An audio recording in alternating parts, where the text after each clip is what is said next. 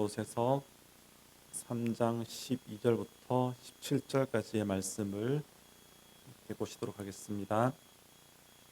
그러므로 여러분은 하나님의 택하심을 입은 사랑받는 거룩한 사람답게 동정심과 친절함과 겸손함과 온유함과 오래 참음을 옷 입듯이 입으십시오. 누가 누구에게 불평할 일이 있더라도 서로 용납하여 주고 서로 용서하여 주십시오.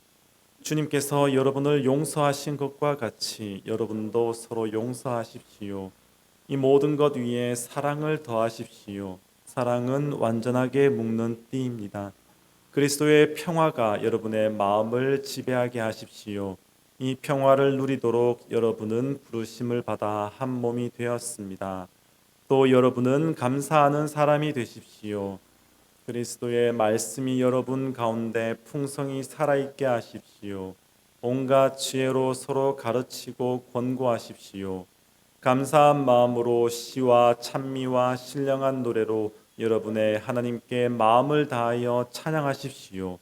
그리고 말이든 행동이든 무엇을 하든지 모든 것을 주 예수의 이름으로 하고 그분에게서 힘을 얻어서 하나님 아버지께 감사를 드리십시오.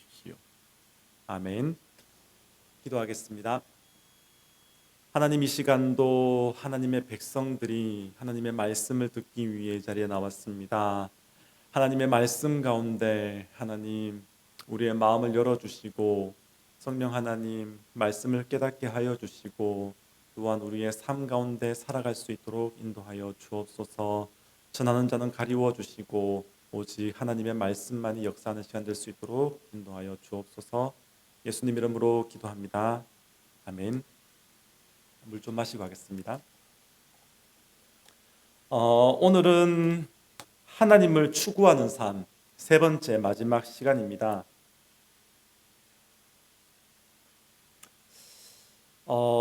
지난주에 저희가 골로새서 3장 12절부터 17절 말씀, 특히 12절 말씀을 드렸죠. 오늘은 이제 이 전체 말씀을 한번 같이 보면서 그리스도를 옷 입는 거룩한 성도의 삶을 이제 생각해 보기를 원합니다. 지난주는 이제 성도의 정체성, 후라는 누가 성도인가, 성도의 정체성에 대해서 살펴보았죠. 성도는 하나님의 택하심을 입은 사랑받는 거룩한 사람으로 예수 그리스도를 옷 입는 자라고 지난 시간 함께 말씀을 나누었습니다. 오늘은 이어서 그리스도인은 무엇을 행하여야 하는가, 구체적인 우리가 행해야 될 삶의 내용들에 대해서, 그리고 이제 how, 또한 그리스도인은 어떻게 행해야 되는가, 삶의 원리, 그리고 마지막으로 why, 왜 거룩한 삶을 살아야 하는가, 목적에 대해서 생각해 보도록 하겠습니다. 성경을 따라가면서 하나님의 은혜를 함께 받는 시간 되기를 원합니다. 자, 먼저 첫 번째, 그리스도인이 행하여야 하는 삶의 내용에 대해서 함께 살펴보도록 하겠습니다. 자, 우리가 성경 전체를 통해서 알고 있는 하나님의 지엄한 명령, 그 명령이 있습니다. 내가 거룩하니 너희도 거룩하라. 이 대명제를 우리가 알고 있습니다. 그리고 즉 우리의 삶은 쉽게 말해서 하나님과 같이 거룩한 삶을 살아가는 것이 우리의 삶의 목적이라고 할 수가 있습니다. 그리고 하나님께서는 그리스도 안에서 우리가 살아야 할 거룩한 삶의 자세에 대해서 이미 우리에게 보여주셨습니다. 예수 그리스도가 저와 여러분의 삶의 모델인 것이죠. 예수 그리스도를 옷 입는 것, 그것이 우리가 살아야 할 삶의 전부입니다. 그리고 오늘 본문에서는 그러한 삶의 모습을 구체적으로 제시해 주고 있는데 12절 말씀을 다시 한 번 더 보도록 하겠습니다. 그러므로 여러분은 하나님의 택하심을 입은 사랑받는 거룩한 사람답게 동정심과 친절함과 겸손함과 온유함과 오래 참음을 옷 입듯이 입으십시오. 자, 옛사람을 벗어버리고 새 사람을 입으라고 하면서 이제 동정심, 친절함, 겸손함, 온유함, 오래 참음, 이 다섯 가지의 권면을 오늘 본문에서 12절에서 우리에게 보여주고 있습니다. 이 다섯 가지를 살펴보시면 기본적으로 타인을 향한, 다른 사람을 향한 그리스도인의 자세입니다. 즉 나와 하나님과의 관계에서 출발해서 그리스도의 정체성을 말씀드렸죠. 나는 예수 그리스도를 옷 입어 살아야 하는 하나님의 택하신 사랑받는 거룩한 자녀이다. 자, 이런 하나님과의 관계에서 출발해서 이제는 타인을 향해 이웃을 향해서 어떠한 삶을 살아야 하는지 골로새 교인에게 권면을 하는데 12절에서는 5가지가 나타나고 있습니다. 하나씩 살펴보겠는데 먼저 생각해 볼 것은 동정심입니다. 동정심. 새 번역에서 동정심은 원래 개역 개정에서는 긍휼입니다. 여러분 긍휼이 가깝게 느껴지십니까? 동정심이 가깝게 느껴지십니까? 제가 생각에는 긍휼이 동정심보다 좀 더 깊은 의미를 우리에게 줄 수 있다고 생각합니다. 영어로는 compassionate heart라고 하는데 사실 문자적으로는 bowels of compassion, 바울이 내장, 장기지 않습니까? bowels of compassion에서 이제 유래된 이 단어입니다. 이는 남을 동정하고 불쌍히 여기는 마음이 우리의 장기에 있다라는데 근원을 둔 이제 유래가 있습니다. 여러분 우리 주위에서 모르겠습니다. 우리의 부모님 세대도 그렇고 뭐 요즘에 우리 세대에서는 그런 말을 많이 쓰는지 모르겠는데 저는 부모님들 사이에서 이런 말을 자식들 때문에 한탄하시는 부모님들이 이런 표현을 쓰는 것을 많이 봤습니다. 내가 쟤 때문에 애간장이 다 탄다. 들어본 적 있습니까? 젊은 층에서는 잘하지 않지만 혹시 박 집사님은 아이들을 보시면 애간장이 타십니까? 우리 옛날에 이제 부모님들이 자녀를 보면서 애타는 마음으로 이제 빗나갈 때 그 아이들을 보면서 내가 쟤 때문에 애간장이 다 탄다. 자 그렇게 표현을 하죠. 즉 애간장이 탈 정도로 그러니까 애가 타고 진짜 마음이 정말 애가 타서 견딜 수 없을 정도의 타인을 향한 그러한 마음을 두고 성경에서는 이제 긍휼 여기서 오늘 본문 세 번역에서는 동정심이라고 번역을 하죠. 자, 이러한 긍휼의 마음은 사실 예수 그리스도의 마음이라고 할 수가 있습니다. 마가복음 6장 34절 말씀을 보시면 오병이어의 사건이 있습니다. 그 이제 오병이어의 사건을 보시면 예수님께서 이제 자신을 따르는 무리들을 보시면서 이렇게 말씀을 하시죠. 목자 없는 양과 같이 불쌍히 여겼다. 여기 예수님께서 그들을 보고 불쌍히 여겼다라는 단어가 오늘 본문의 동정심, 긍휼 이 단어입니다. 단순히 길 가다가 마주치는 우리가 주변에 보면 이제 구걸하는 사람들이 있지 않습니까? 이제 그리고 한국에 또 서울역 주변에 보면 노숙자들 많이 있지 않습니까? 우리가 그들에게 이제 자비심과 동정심을 가지고 뭐 어느 정도 돈을 주기도 하고 그렇게 하지 않습니까? 근데 단순한 이제 그런 마음을 넘어서 그러니까 그러한 이제 도와주는 마음을 넘어서 목자 없이 하나님 없이 살아가는 그들을 보며 안타깝게 여기는 마음, 그 마음이 동정심입니다.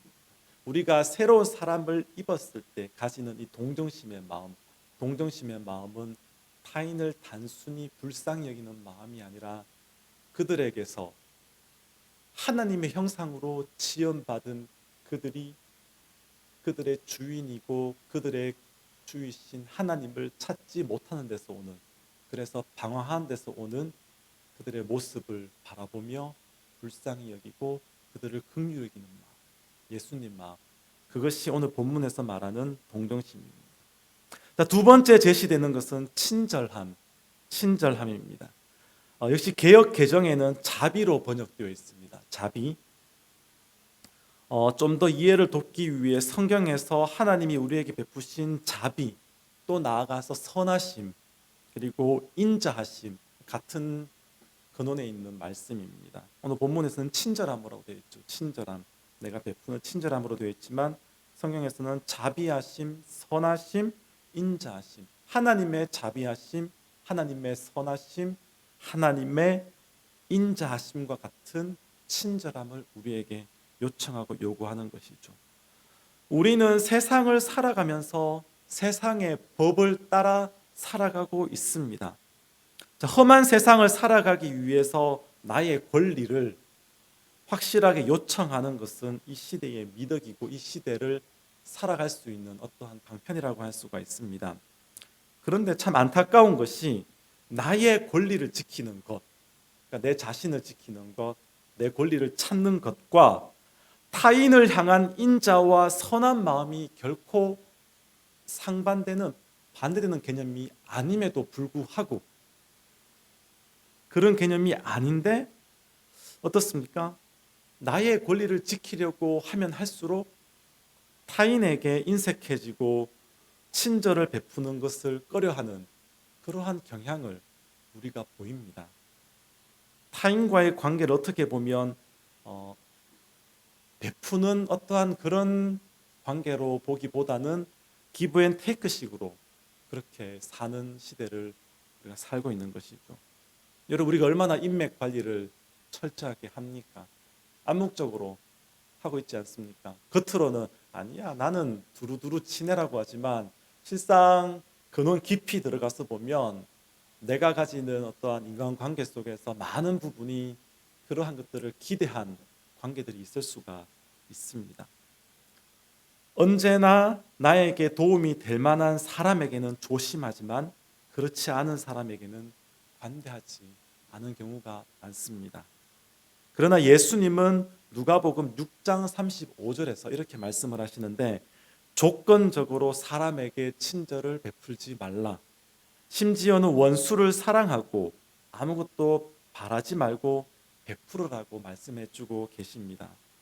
왜냐하면 제 말이 아니라 예수님이 말씀하신 누가복음 6장 35절에 이어지는 말씀에는 하나님은 은혜를 모르는 사람들과 악한 사람들에게도 인자하시기 때문이다.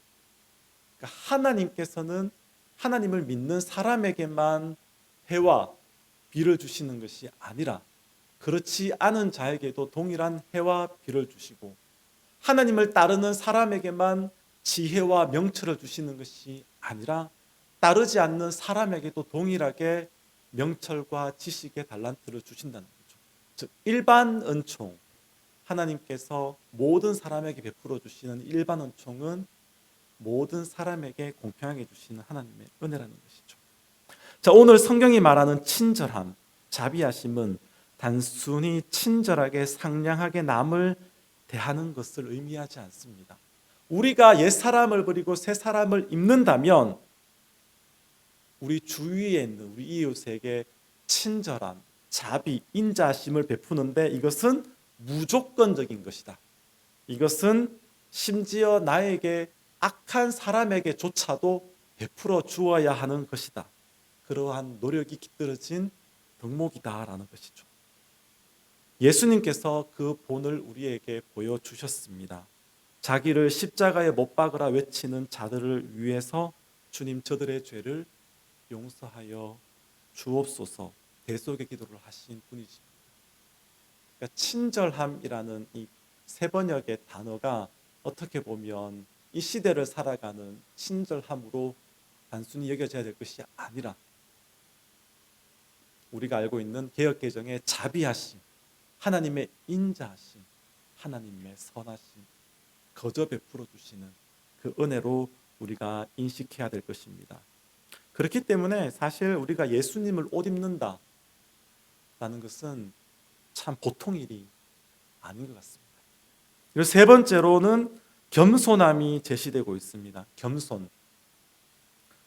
겸손은 세 번역이나 개역개정이나 동일하게 겸손으로 번역이 되는데 겸손이 덕으로 권장되는 시대에도 우리는 겸손하기가 쉽지 않죠. 겸손하기가 쉽지 않습니다. 어떻게든 자기 자신이 드러나기를 원하는 것이 우리 인간의 마음입니다. 다 내가 한 것이 아닙니다 라고 하면서도 내 마음 한구석에는 누가 나를 알아주지 않나라는 이제 그러한 마음이 우리 인간에게는 항상 있습니다. 그런데 2000년 전 골로새 교인들이 살고 있던 그 시대는 더했습니다.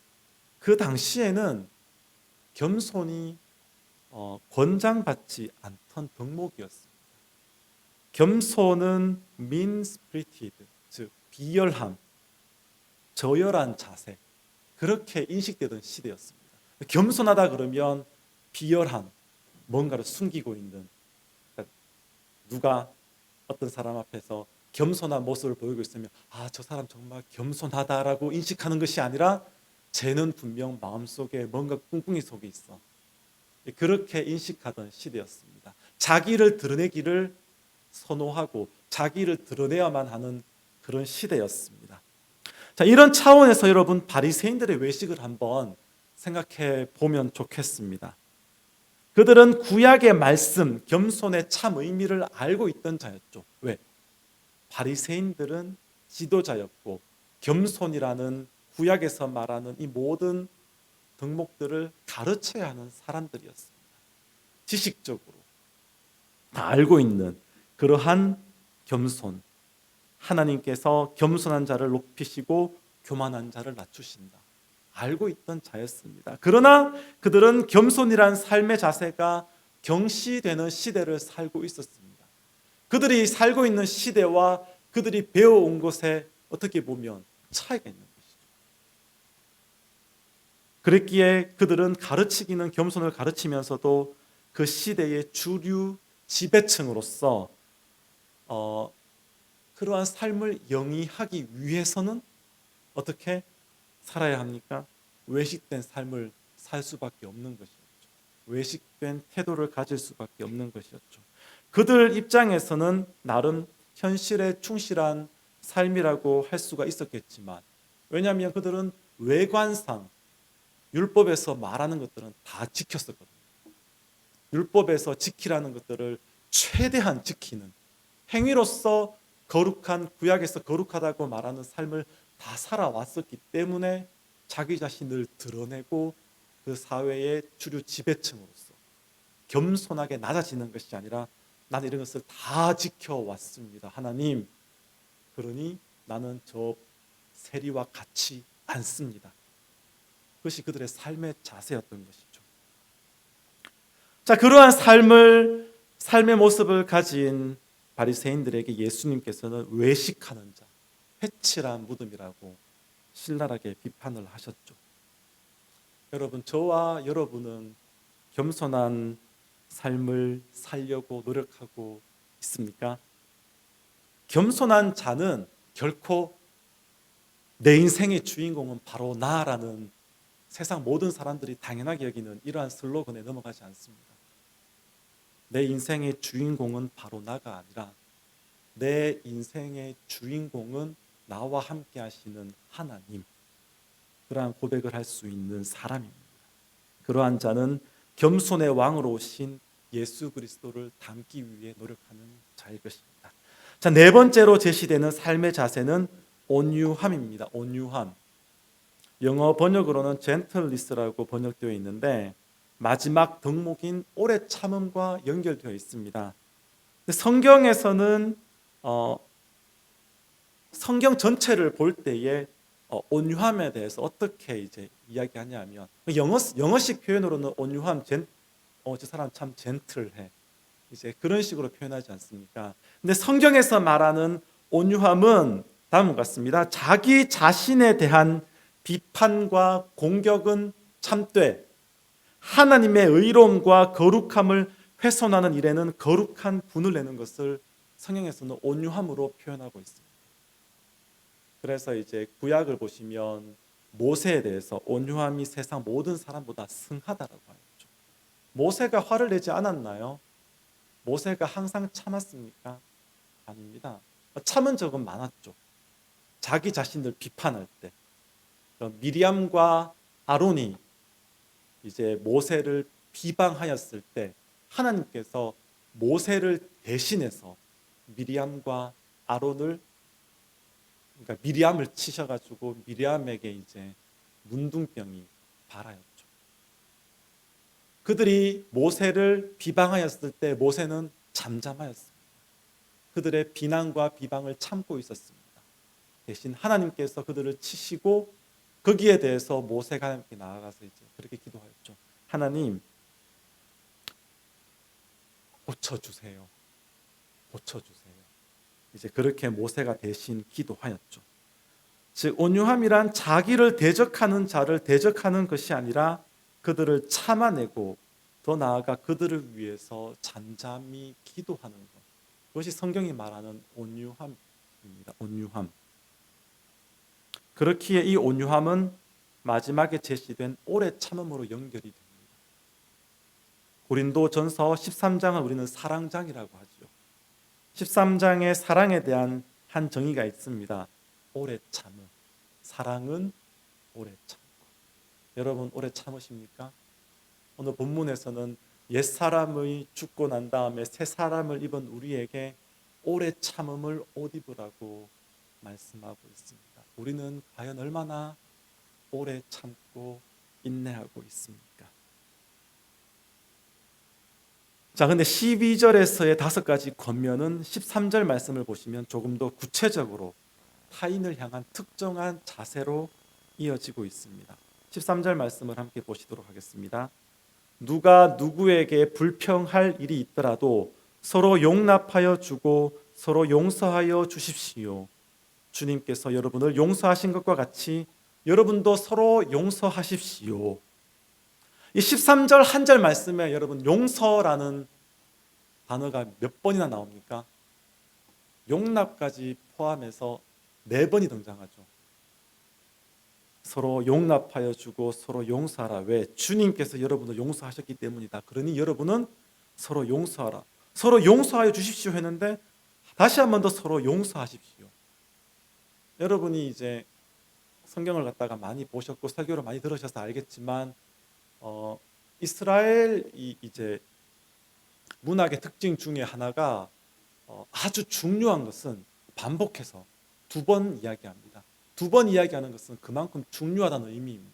이 13절에서 용서를 4번이나 반복한 것은 그만큼 용서가 어렵다는 것을, 그리고 그만큼 중요한 새 사람이 되는 삶의 덕목이라는 것을 우리에게 알려주고 있습니다.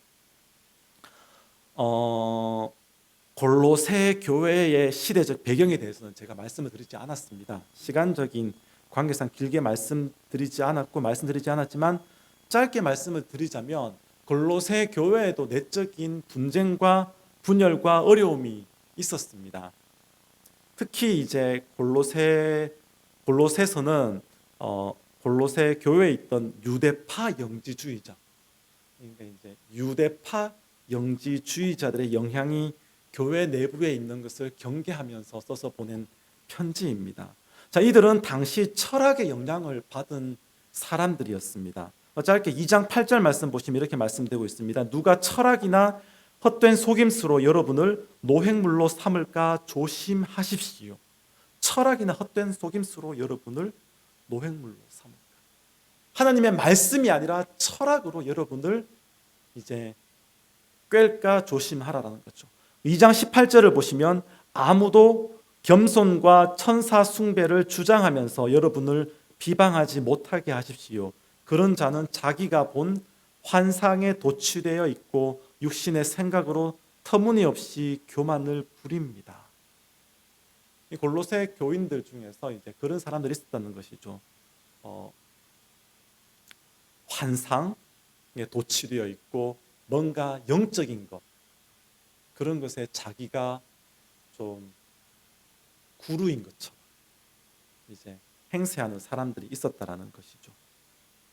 즉 교회 내부에 예수 그리스도가 하나님의 아들이라는, 예수는 구주시고 예수가 하나님의 아들이시고 예수가 참 하나님의 아들이시라는 그 신성을 이야기하기보다는 자기가 경험하고 자기가 가진 영적인 지식을 자랑하는 사람들이 존재했고, 그리고 그로 말미암아 성도들 사이에서도 적지 않은 다툼과 어려움이 있었다라는 것을 이 골로새서를 보면 우리가 알 수가 있습니다. 그래서 골로새서 말씀은 처음부터 끝까지 예수 그리스도의 신성에 대해서 우리에게 항변하고 있습니다.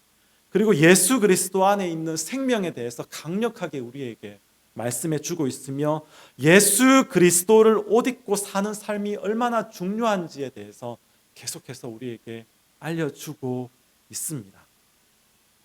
자, 교회가 이러한 문제에 봉착하게 되면 어떻게 됩니까? 서로 사랑하기보다는 이제 서로 경계하게 되죠. 그리고 서로 의심하게 되죠. 더 나아가서 서로 반목하게 됩니다. 한국 교회도 최근까지 신천지가 교회에 들어와서 참 문제가 많았죠. 그래서 신천지를 솎아내기도 하고 그 가운데에서 성도들 사이에서 이제 서로 의심도 하고 얼마나 그런 아픔이 많았습니까? 그런데 이제 그러한 일이 있을 수는 있지만 그로 말미암아 교회의 어떠한 하나됨이 깨어져서는 안 됩니다. 교회는 결코 서로 나누거나 비방하는 곳이 아닙니다. 믿음이 연약한 자를 배척하는 것이 아니라 바른 믿음으로 성장하기까지 기다려주고 용납하는 것이 바로 교회입니다. 예수를 옷 입는 자는 예수님처럼 오래 참는 자입니다. 그러니까 오래 참는다는 것이 무조건 나에게 함부로 하는 것을 오래 참는 것이 아니라 더 나아가서 여러분 신앙생활 하다 보면 답답할 때 많지 않습니까? 답답하지 않아야 함에도 불구하고 답답한 경우가 많습니다. 저 친구는 교회 나온 지 5년, 10년이 되었는데 아직도 이제 그러한 답답한 마음이 우리에게 있을 수가 있습니다. 그런 마음을 가지지 않아야 됨에도 불구하고 문득 우리 마음에 그런 마음이 들 수가 있습니다. 그러나 오래 참는다는 것은 그러한 연약한 자를 참아주고 함께 울고 웃으며 신앙생활하면서 처음에는 젖밖에 못 먹는 그 사람을 단단한 음식물을 먹을 수 있는 그 자리에까지 함께 인도해 나갈 수 있는 것, 그러한 자들의 모임이 참 교회인 것입니다. 자, 예수님께서 어떻게 말씀을 하셨습니까? 자기에게 죄를 범한 자를 몇 번이나 용서해야 된다고 베드로에게 말씀해 주셨습니까? 마태복음 18장 22절 말씀을 보시면 7번만 아니라 70번을 7번이라도 하여야 한다고 말씀해 주셨죠. 모르겠습니다. 베드로가 속상한 사람이 있었던 모양입니다. 그러니까 이제 예수님 도대체 나를 힘들게 하는 자를 어떻게 해야 됩니까? 7번 용서해 주면 됩니까? 나름 이제 상당한 자신의 어떠한 인내와 오래 참음의 모습을 보여주었는데 예수님께서 하시는 말씀은 7번씩, 그렇죠.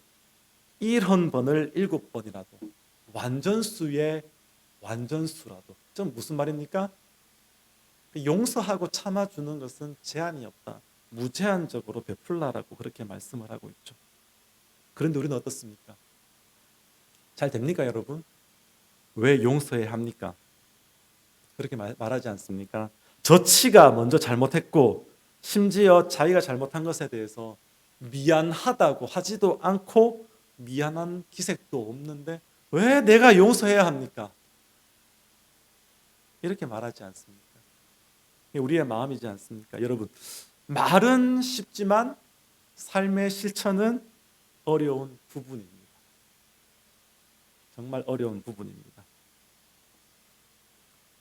자, 이제 두 번째로 그렇다면 어떻게 행하여야 하는가? 삶의 원리에 대해서 한번 보겠습니다. 앞서 본 바와 같이 새 옷을 입은 사람들에게 요청하는 새로운 삶의 내용들 너무나 어렵죠. 챌린지입니다. 단순하게 자비를 베푼 그게 아닌 거죠, 맞죠? 단순한 인자함이 아닌 것이죠. 단순한 오래 참음 그게 아닌 것이죠. 너무나 어렵고 우리에게 챌린지가 됩니다. 자, 그럼에도 불구하고 사도 바울은 단호하게 골로새 교인들에게 동정심을 가져라, 친절함을 베풀라, 오래 참으라, 그리고 용서하라라고 명령하고 있습니다. 그리고 이 명령은 오늘 우리에게도 유효하며 우리도 역시 그렇게 살려고 노력해야 합니다. 그런데 그러한 삶을 살아가면서도 날마다 노력을 하지 않는 것은 아니죠. 노력을 함에도 불구하고 너무나 힘들고 지치고 때로는 포기하고 싶은 마음이 드는 것은 뭐 당연하다고 할 수가 있습니다. 그렇지 않고 하나님이 말씀하시는 모든 것들이 정말 제가 좀 발음이 안 되는데 프로그래밍화된 것처럼 자연스럽게 된다면 그게 사람입니까? 로봇이죠. 뭐 요즘에 챗 GPT가 나와서 뭔가 명령어를 입력하면 답이 팍팍 나오지 않습니까? 그것처럼 이것을 받아들였을 때 성경 말씀을 봤을 때 그대로 사라지면 우리는 더 이상 인간이 아닌 것입니다. 역으로 말해서 여러분이 그렇게 스트러글하고 그 속에서 고민하고 그 속에서 이제 때로는 포기하고 싶은 심정이 있다는 것 자체가 여러분이 인간이라는 증거입니다. 여러분이 살아있다라는 증거입니다. 그리고 하나님이 여러분을 또한 사랑하신다라는 증거이기도 합니다. 자, 그렇다면 어떻게 할 때 우리는 좀 더 덜 지칠 수가 있을까요? 더 기쁜 마음으로 선을 행할 수가 있을까요? 자, 오늘의 본문 말씀인 14절과 15절 말씀을 보도록 하겠습니다. 자, 이 모든 것 위에 사랑을 더하십시오. 사랑은 완전하게 묶는 띠입니다. 그리고 그리스도의 평화가 여러분의 마음을 지배하게 하십시오. 또 여러분은 감사하는 사람이 되십시오. 제가 중간에 약간 생략하긴 했는데 이 말씀에서 사도 바울이 우리에게 강조하는 두 가지의 삶의 원리를 함께 짧게 나누어 보았으면 좋겠습니다. 자, 첫 번째 삶의 원리는 사랑하기로 결심하기입니다. 사랑하기로 결심하기.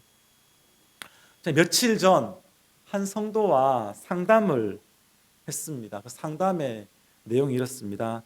그 성도가 너무나 친하게 지내는 분이 있습니다. 그래서 일주일에도 여러 번 만나고 함께 나가서 식사도 하고 차도 마시고 서로 이야기도 나누고 서로의 속 이야기도 하는 이제 그러한 사이입니다.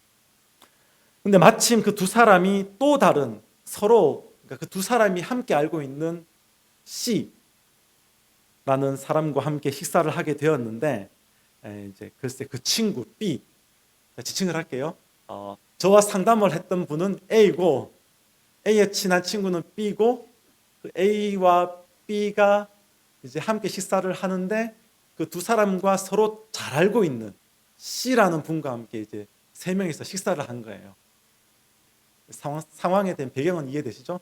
자, 이제 식사를 하면서 B가 C한테 B가 A에 대해서 가졌던 섭섭함을 그 자리에서 이야기하는 거예요. 사실 내가 그때 뭐뭐뭐 때문에 좀 약간 섭섭했었어 라고 C가 있는 자리에서 A에게 섭섭했던 것을 이야기하는 거예요. 자, 그러니까 저와 상담을 했던 그분이 이제 그 자리가 너무나 무안하고 그렇잖아요. 갑자기 뜬금없이 전혀 방비되지 않은 상태에서 그렇게 이야기하니까 너무나 무안하고 부끄러웠습니다. 그래서 이제 그냥 말을 돌리면서 그 순간을 그냥 지나갔다고 하더라고요. 그런데 시간이 지날수록 그게 이제 자꾸 생각이 난다고 이제 하더군요.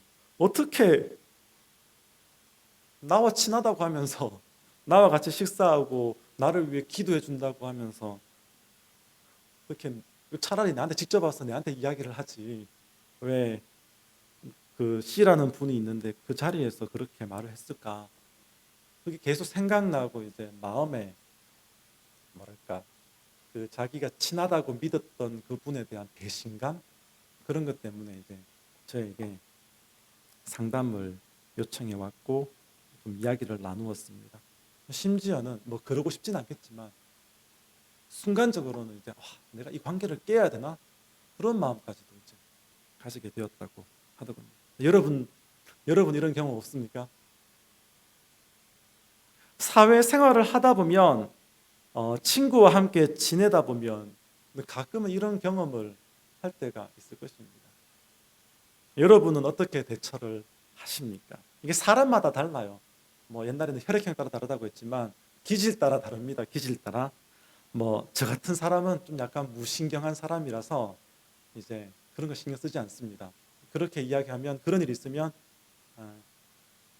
그래? 하고 넘어가 버리고 네. 나중에 문득문득 생각이 들면 그냥 이렇게 그냥 지나쳐 버리고 마는 성격이에요. 저는 제 신조는 지난 것은 기억하지 말자 주의이기 때문에 그게 살다 보니까 이제 그게 속 편하더라고요. 그래서 저는 그렇게 이제 넘어가는데 근데 그렇게 안 넘어가지는 사람들이 있더라고요.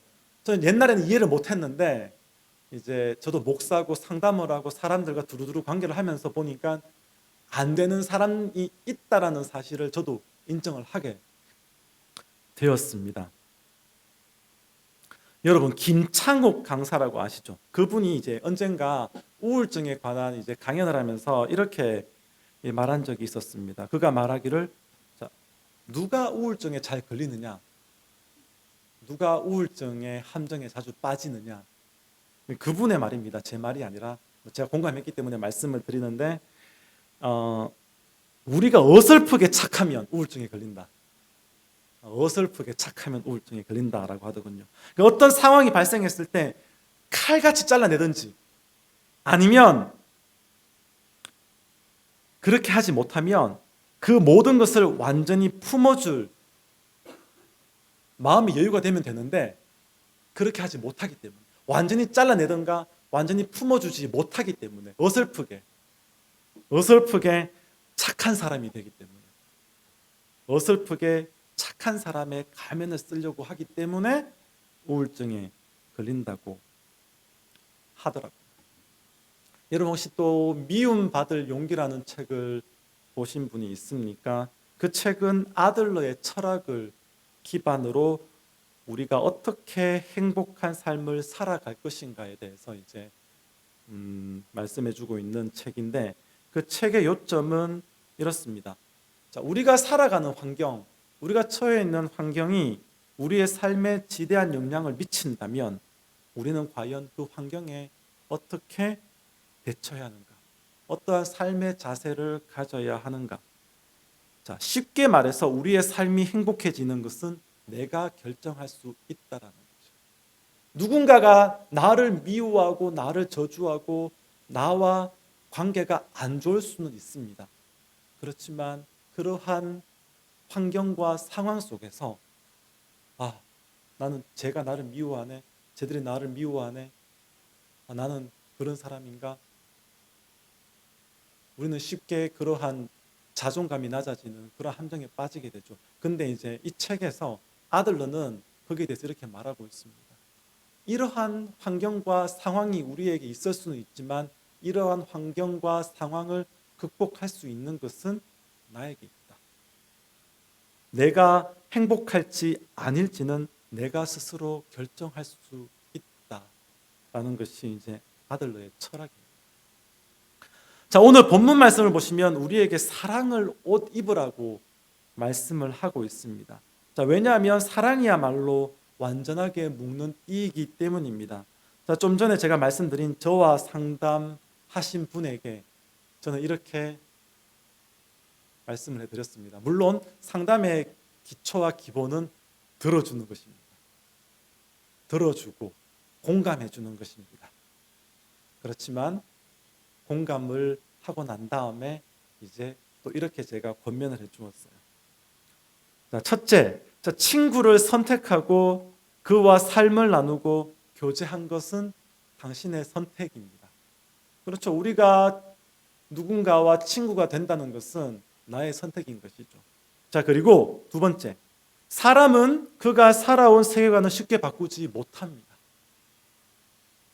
그렇기에 그러한 실수를 가끔 한다는 것은 물론 그가 노력을 해야 될 부분이기는 합니다. 그럼에도 불구하고 그 사람의 삶의 일부입니다. 그 사람의 세계관입니다. 어려서부터 형성된 그 사람의 세계관은 쉽게 바뀌어지지가 않습니다. 자, 그렇다면 그 사람이 그러한 약점이 있다는 것을 알고 그럼에도 불구하고 내가 그와 함께 친구로서 오랫동안 교제해 왔다면 어설프게 사랑하기보다는 차라리 완전히 사랑하기로 결심을 하는 것이 어떻습니까? 그러니까 어설프게 사랑하고 어설프게 착한 사람이 되기보다는 그냥 그래 완전히 그 사람을 사랑하기로 결심하는 것이 어떻습니까? 결심하고 친구의 연약함을 오히려 보다듬어 줄 수 있는 그러한 사람이 되는 것이 어떻습니까? 그러한 결심을 하고 그 결심을 지키려고 노력해 나아가면 그 친구가 나에게 했던 그러한 섭섭한 것들이 내 마음을 잠식하기 전에 오히려 그 사람을 향한 선한 하나님의 주신 그 마음이 오히려 커지지 않을까라고 이제 그렇게 제시를 해주었죠. 여러분 어설프게 할 바에는 화끈하게 하는 거 그게 친구 아닙니까? 그렇게 하지 못할 바에는 왜 친구합니까? 그냥 인간관계죠. 그냥 정말 친구라면 그 친구의 연약함도 감당해 줘야 되지 않겠습니까? 예수님이 우리를 친구 삼아 주셨고 그렇기 때문에 우리 연약함을 다 감당해 주셨습니다. 성경에서 말하는 사랑은 자신을 내어놓는 것입니다. 그렇기 때문에 오늘 본문 말씀을 보시면 put on love, 사랑을 입어라 라고 우리에게 도전하고 있죠. 사랑은 완전하게 묶는다고 했습니다. 우리가 하나님의 자녀라면 하나님의 사랑을 받는 거룩한 자라면 여러분 우리 사랑하기로 한번 결심해 보는 것은 어떻습니까? 영화를 보니까 헤어질 결심도 하는데 네, 여러분 사랑할 결심을 못할 이유가 무엇이 있겠습니까? 사랑하기로 결심하고 내 마음의 방향성을 과거가 아니라 미래로, 부정이 아니라 긍정으로 그렇게 이제 사랑하기로, 도와주기로, 베풀기로 그렇게 이제 결심하고 그렇게 살기 위해 노력하는 것, 그것이 멋진 삶이 아닐까 생각을 합니다. 자, 두 번째 삶의 원리는 피스메이커가 되기로 결심하기입니다. 15절 말씀에 보시면 그리스도의 평화가 여러분의 마음을 지배하라고 되어 있죠. 다른 역본에는 평화를 만드는 사람이 되어라, 즉 피스메이커가 되라라고 말씀해 주고 있습니다. 피스메이커가 되어라. 자, 우리가 살고 있는 세상은 어떻습니까? 교회도 마찬가지지만 우리가 살고 있는 세상은 너무나 많은 차이가 있습니다. 성별의 차이가 있고 나이의 차이가 있고 빈부의 차이, 더 나아가 직업의 차이, 많은 사람들이 각자의 차이를 가지고 있죠. 자, 그러한 차이 가운데서도 우리는 어떻게 한 분 예수님을 바라보고 우리가 신앙생활을 하고 있죠. 자, 그래서 이러한 다양성 가운데 우리가 예수를 바라보고 나아갈 때 긍정적인 일만 있으면 좋으련만, 그러나 세상 일은 그렇지가 않습니다. 골로새 교회처럼 오늘 우리 교회에도 분쟁과 다툼이 발생하기도 합니다. 자, 여러분 이런 상황이 있었을 때 세상의 원칙은 적자 생존입니다. 환경에 잘 적응하고 좋은 말로 그리고 기회를 잘 보고 유익을 취하는 삶을 사는 것이 이 세상의 원리입니다. 공동체가 무너지든 말든 적절한 순간 적절한 기회를 틈타서 나의 이윤을 극대화하는 것이 이 세상의 원리고 이 세상이 가르쳐주는 이 세상을, 이 험한 세상을 살아남는 방법입니다. 그러나 성경은 그렇게 가르치지 않습니다. 성경은 우리에게 사랑하기로 결심하라고 말씀함과 동시에 또한 피스메이커가 되라고 또한 우리에게 말씀해 주고 있습니다. 왜냐하면 우리와 함께 하시는 성령 하나님이 바로 그 평화의 사신이요, 또한 성도 하나 한 사람 한 사람을, 저와 여러분 한 사람 한 사람을 예수 그리스도와 연결시켜 주시는 바로 그분이시기 때문입니다. 이런 차원에서 어거스틴은 성령을 bond of love, 즉 사랑의 끈으로 지칭하기도 했습니다. 또한 요한복음 14장 26절 말씀을 보시면 예수님께서 성령을 보내어 주신다라고 약속하고 있습니다. 그리고 그분은 우리와 함께 하시는 분이시며 그분으로 말미암아 우리가 평화를 누린다고 말씀을 하고 있으며, 더 나아가 이 평화는 세상이 주는 평화와 같지 않다라고 말씀을 하셨습니다. 여러분, 우리가 그리스도를 주로 받았다면, 그래서 예수 그리스도를 믿는다면, 그래서 예수 그리스도가 보내주신 성령이 우리와 함께 하신다면 우리는 이미 피스메이커입니다. 어떤 상황 속에서도 우리는 화평의 주이신 예수 그리스도를 닮아가는 것. 그것은 결국 그리스도의 사랑 안에서 피스메이커가 되는 것입니다. 이미 우리는 평화를 만드는 사람으로 부르심을 받았습니다. 우리 모두 그러한 피스메이커가 되기로 결심하였으면 좋겠습니다. 두 가지를 이제 여러분에게 말씀을 드렸죠. 사랑하기로 결심합시다. 그리고 피스메이커가 되기로 결심합시다. 두 가지를 말씀을 드렸습니다. 이제 마지막 세 번째로 그렇다면 왜 거룩한 삶을 살아야 하느냐에 대해서는 17절 말씀을 보시면 이렇게 말씀하고 있습니다. 그리고 말이든 행동이든 무엇을 하든지 모든 것을 주 예수의 이름으로 하고 그분에게서 힘을 얻어서 하나님 아버지께 감사를 드리십시오. 자, 우리가 왜 거룩한 삶을 살아야 하는가? 자, 때로는 복잡하지 않은 가장 간단한 말 한마디가 복잡한 상황을 한순간에 해결하는 단서가 되기도 합니다. 우리가 왜 거룩한 삶을 살아야 하나요? 단순하게 말씀을 드리면 하나님이 그렇게 하기를 원하셨기 때문입니다. 성경 말씀을 보시면 하나님께서 우리에게 거룩한 삶을 살아라라고 말씀을 하셨기 때문입니다. 내가 거룩하니 너희도 거룩하라. 단순한 이 한 문장 속에 우리가 거룩한 삶을 살아야 하는 이유가 담겨져 있습니다. 자, 그리고 조금 더 실제적인 답을 찾는다면 베드로전서 2장 12절 말씀에서 우리가 발견할 수가 있습니다. 여러분은 이방 사람 가운데서 행실을 바르게 하십시오. 그렇게 해야 그들은 여러분들어 악을 행하는 자라고 욕하다가도 여러분의 바른 행위를 보고 하나님께서 찾아오시는 날에 하나님께 영광을 돌릴 것입니다.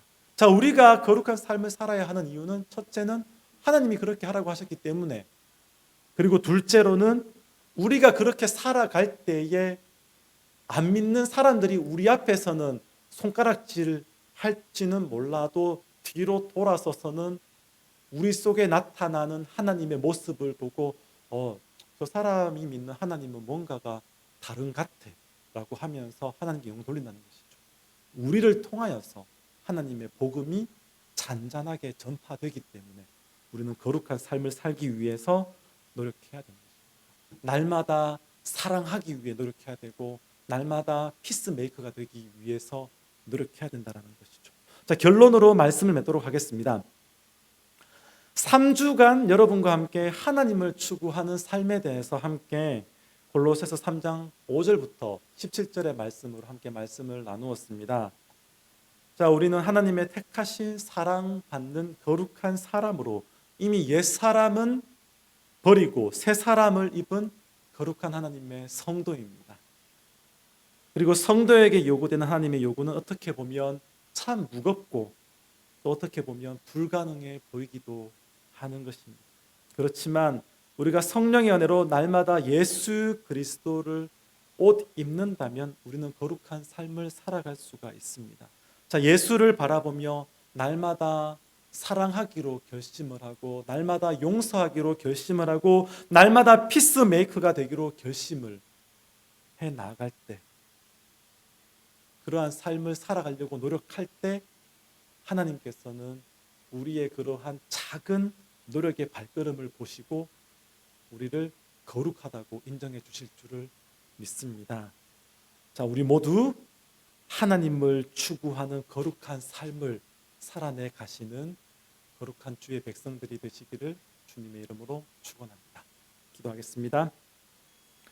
하나님, 이 시간 함께 주의 말씀을 나누었습니다. 이 자리에 모인 주의 백성들이 하나님을 추구하는 거룩한 삶을 날마다 살아가는 하나님, 그러한 노력을 쉬지 않을 수 있도록 인도하여 주옵소서. 그 가운데 어려운 상황 속에서도 하나님이 지켜주시고 하나님이 친히 인도하여 주시기를 간절히 소원합니다.